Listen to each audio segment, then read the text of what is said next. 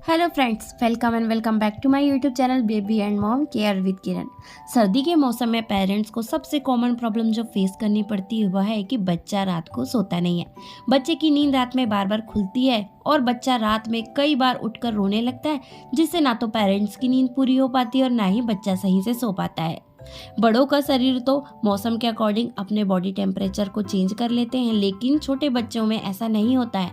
Specially जो बच्चा 1 या 2 ईयर से भी छोटे होते हैं, यह अपने बॉडी टेम्परेचर को मेंटेन नहीं रख पाते हैं। इसीलिए आज की इस वीडियो में हम बताएंगे कि बच्चों के बॉडी टेम्परेचर को हम कैसे मेंटेन कर सकते हैं, बच्चों को कैसे गर्माहट दे सकते हैं सर्दी के मौसम में, स्पेशली रात के टाइम पर जब टेम्परेचर कम हो जाता है और बच्चे की नींद ठंड की वजह से बार बार खुलती है।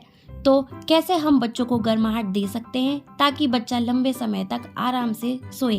तो दोस्तों शुरू करते हैं यह वीडियो। रात में बच्चों को गर्म रखने के लिए बहुत मोटे स्वेटर, सॉक्स या मोटी कैप कभी भी नहीं पहनाने हैं बच्चों को सुलाने के लिए। इससे बच्चों की नींद और ज़्यादा खुलती है। तो रात में बच्चों को गर्म रखने के लिए सबसे पहले आप बच्चों के पैर के तलवे में मस्टर्ड ऑयल को हल्का सा गुनगुना करिए और उससे बच्चों के पैर के तलवे की मालिश करिए।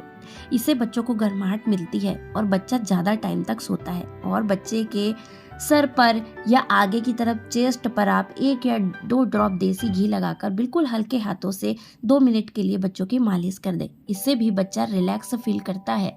नेक्स्ट है कि बच्चों को सुलाने से पहले बेड को भी गर्म कर लीजिए। नीचे आप गर्म बेडशीट बिछाएं और आप उसके ऊपर फ्लीज की बेडशीट का यूज़ कर सकते हैं। यह बच्चों के लिए बहुत ही कंफर्टेबल होती है। और इस बेडशीट के ऊपर आप हॉट वाटर बैग रखिए, जिससे यह एरिया थोड़ा सा गर्म हो जाए, तब बच्चों को आप उसके ऊपर लेटा दीजिए, जिससे बच्चा आरामदायक फील करता है। रूम को गर्म रखने के लिए आप ऑयल हीटर, रूम हीटर का भी यूज़ कर सकते हैं।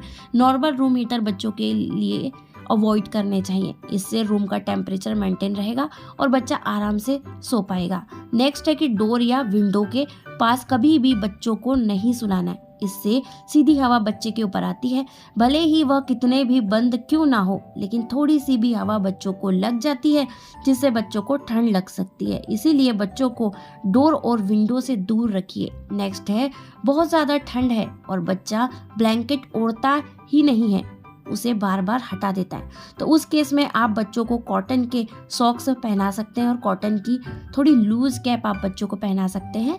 उस केस में आप बीच बीच में बच्चों को चेक कर लीजिए, कहीं बच्चा पसीना से गीला तो नहीं हो गया है।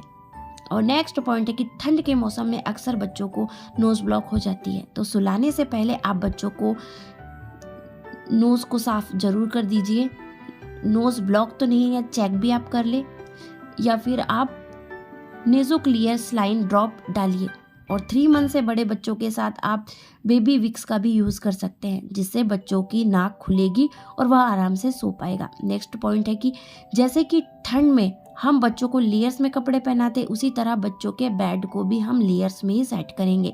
यानी बच्चों को एक मोटी रजाई उड़ाने की जगह 2 हल्के फुल्के उड़ाए, जिससे एक ब्लैंकेट इधर उधर हो जाता है तो दूसरा ब्लैंकेट बच्चों के ऊपर ही रहेगा, क्योंकि बच्चा अक्सर ही थोड़े पैर हिलाते रहते हैं और रात में भी, जिससे ब्लैंकेट हट जाता है, रजाई हट जाती है और बच्चों को ठंड लगने लगती है। नेक्स्ट पॉइंट है कि ठंड के मौसम में ज़्यादा छोटे बच्चों को अपने साथ ही सुलाना चाहिए। अलग कॉट पे बच्चों को नहीं सुलाना चाहिए, क्योंकि हमारे बॉडी टेम्परेचर से भी बच्चों को गर्माहट मिलती है।